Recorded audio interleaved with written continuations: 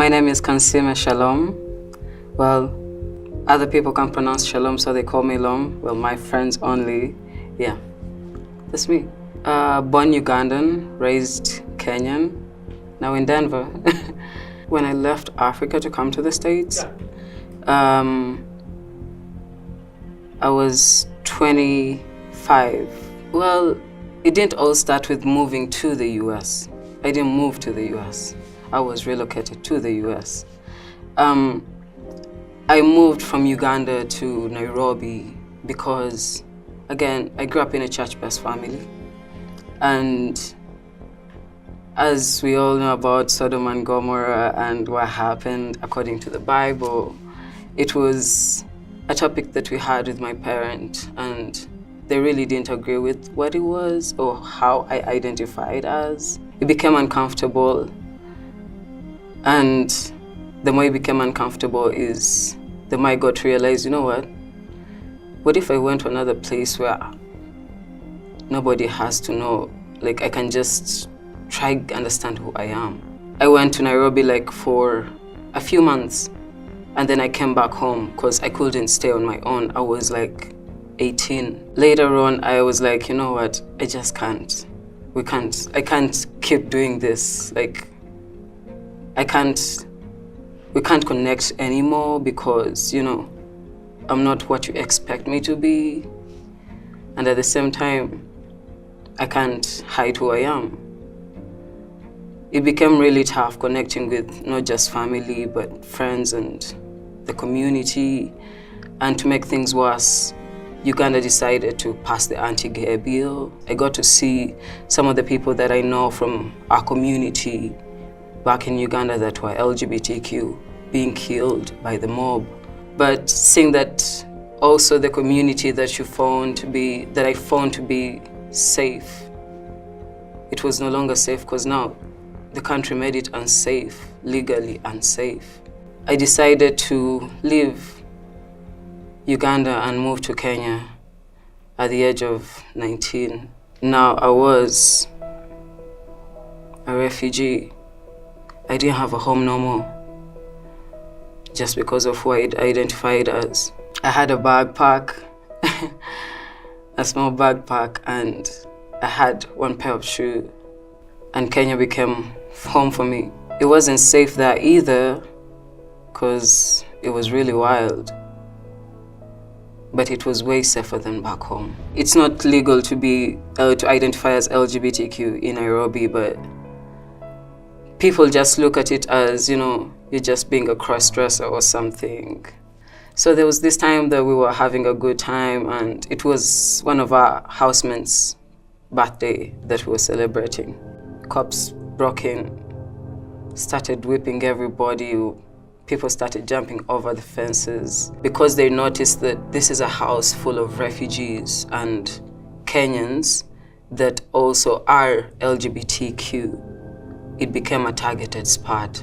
We moved from one place to the other, from area to area to area, because no place was still safe. Getting refugee documentation is a problem for most refugees, and mostly LGBTQ refugees in Nairobi. One morning, when one of the roommates was going to work as usual, they opened the door, forgot to keep it closed, but it was 6 in the morning. So they're getting ready to go to work, and some thugs get into the house. So for some of us who were still in bed, all we could hear were machetes like cracking onto the walls. We come out and we see 4 guys with very sharp machetes. They squeezed all of us. We were like 12 people in this house. They put us all in one small room and told us, we know that all of you are gay. One of our roommates, when we were being piled up in one room, they were in the restroom. So they sent a text to one of our friends and cops came.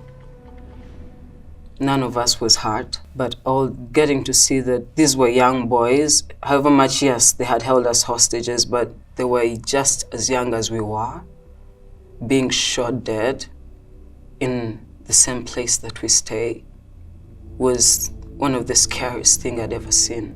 A few months later, I was resettled to Colorado. My first impression, well, the first thing that got to my mind was, we're doing it again. Like, starting up again. And I was like, well, excited but scared. The biggest surprise was the number of white people to black people. I get into a room and I'm sketching around for who is any person of color in the room. So it was really a big cultural difference for me. People in Denver are really friendly, and they made the whole transitioning really easy. The transition is scary, but it's so worth it. Colorado is amazing. And it's okay not to be okay. You don't have to create an excuse for people treating you bad for who you identify as or who you are. You've been here 2 years, right? What would you like for your life over the next, I don't know, few years? What do you want for yourself?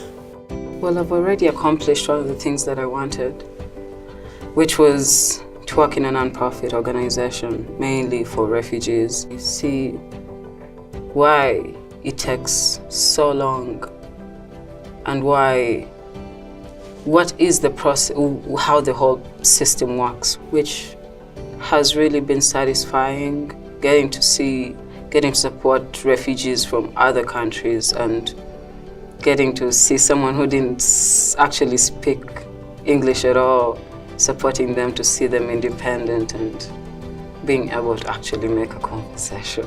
That was one of my dreams, which I feel like I have been able to accomplish. I would love to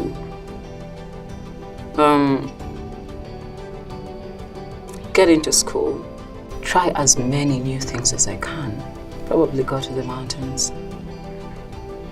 Yeah, go to the mountains, hike somewhere and camp probably, yeah. Because that's the next thing I want to try. Fall in love, yeah.